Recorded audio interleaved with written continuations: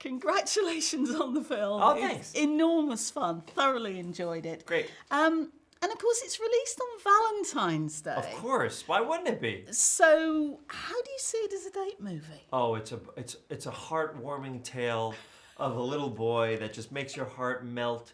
It's a relationship comedy between James Marsden and Tika Sumpter. Jim Carrey is playing an evil villain.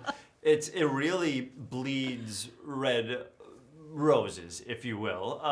It's and just throbbing hearts. Oh my goodness! If you want to fall in love, go to Sonic the Hedgehog. I think that's what the tag should be. Now, of course, we know you best from Parks and Rec. Do you guys get parks here? Did people? Yeah, yes. Oh, beautiful, wonderful. Yes, I love Parks and Rec. Oh, great. And of course, your voice has been on BoJack Horseman, DuckTales. So, what is it about voice acting that you love so much? Yeah, I love the idea that I can be the most extreme, crazy version of myself. That I can be also a character that can run over 300 miles per hour. I can do all these things that I can't do in real life. And I grew up on cartoons. I grew up with animation. I grew up with video games. So the idea that I can bring any of that to another generation is enormous to me. It influenced me so much as a child that the fact that I can do it and bring it to someone else brings me huge joy. So do you prefer being in front of the mic or in front of the camera? I like doing them both. I really do love being in front of the camera, but I do love the idea that some brilliant animators and artists can turn my words into something gorgeous that I could never do by myself. So what was your favourite animation when you were a kid that really influenced your Sure. career? Well, animated show. Well, the biggest influence to me was a comic strip called Calvin and Hobbes. It was by a gentleman named Bill Watterson, who I consider a hero. That it was what got me into reading. It's what got me into like comedy and stuff like that. But cartoons, if you really think about it, especially for comedians like me, you think about old Looney Tunes. That's comedic timing. Exactly. Like those have the best timing. You look at old Disney movies. For animation, it was something called the Disney Afternoon for me, which was DuckTales and Tailspin and Darkwing Duck and Gargoyles and Batman. So every day, that's what we do. We go to David Fernandez's house. We'd play video games. We'd watch Disney Afternoon. We'd eat mac and cheese. That was what we did. You know what I mean? So it was a big part of my life. So why did you agree to be the voice of Sonic? Silly question. No, I mean, how do you not say yes? One, because I played the video games as a kid, and I love them so much. And then two, it's just like, I don't know, this character in particular is such a cool character that I was like, wow, the idea that I could do this voice and for a different generation, me be the voice that that person recognizes when they did that. And then I get to introduce them to the whole breadth of comic books and comics and stuff before me would be huge.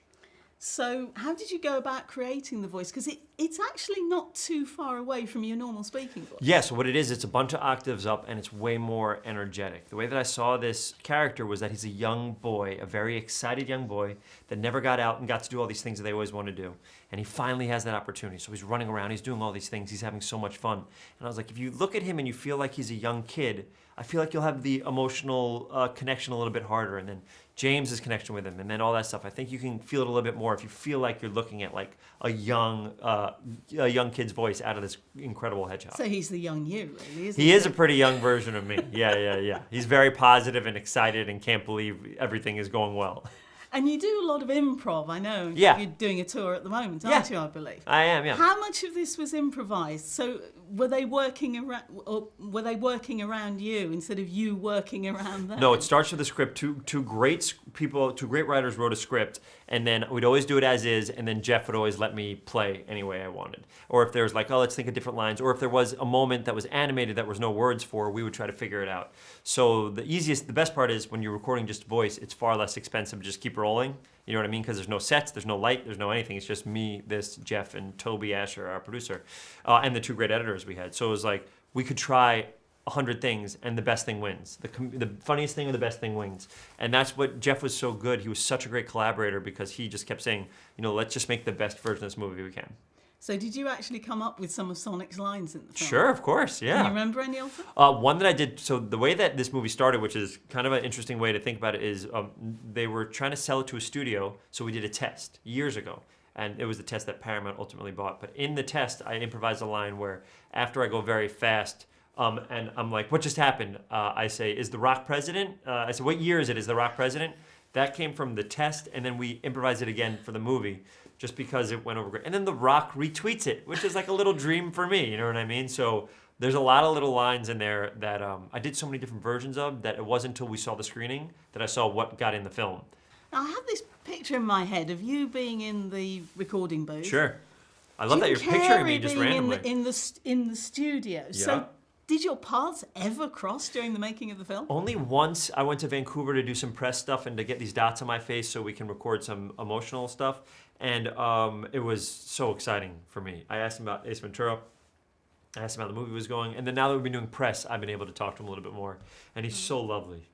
So you didn't actually get to see him filming any of I his never scenes acted or opposite anything him. like that? But I got to act. He never got to act opposite me. But I get to see his actual performance when I'm doing my lines. So I get to see his actual footage, and then I act opposite that. So I was just thinking your director probably would have had a nightmare if you were both improvising like mad. Oh, my goodness. They would wrangle us, yeah. And, of course, he's also said that he's up for a sequel.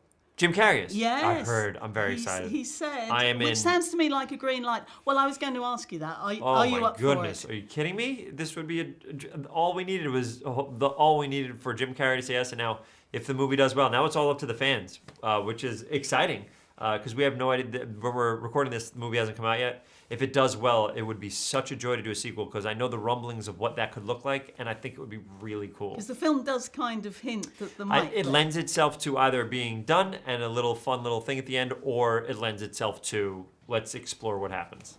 So what are we going to see you in next? I gather you're doing something with Steve Carell at the Yes, moment. this is a crazy year for me. So this comes out, and then the week after, I'm in a movie with Billy Crystal. Billy Crystal and I star in a film together called Standing Up, Falling Down. And then I have 3 comedy specials coming out on Netflix. They're long-form improv specials, like you talked about the tour we did. So we're bringing long-form improv to Netflix. Then I have a TV show called Space Force with Steve Carell and John Malkovich, and Greg Daniels is writing that. And then I just did a Disney movie called Flora and Ulysses, based off a beautiful book. And that'll come out later in the year. This is, for some reason, this is the year all my stuff comes out in the same span. So you're even faster than Sonic. Oh really, my when it goodness, comes to working at the I'm moment. exhausted. I'm hoping anybody cares and people connect with any of it. It's so exciting to see anybody. Like people have been so passionate about this movie, and it's fun when you do something that people really care about or like. It's very lovely to get a response like this.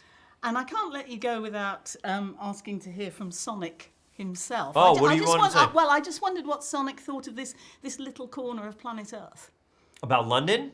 Oh, he thinks it's amazing. Sonic the Hedgehog thinks, I think that London is amazing. The parks are incredible. You can run on the water. You can't touch the swans, but it was unbelievable. Ben and Sonic, thank you very much. Lovely to meet you. Thank you so much. Thank you. Lovely to meet you. Oh, please.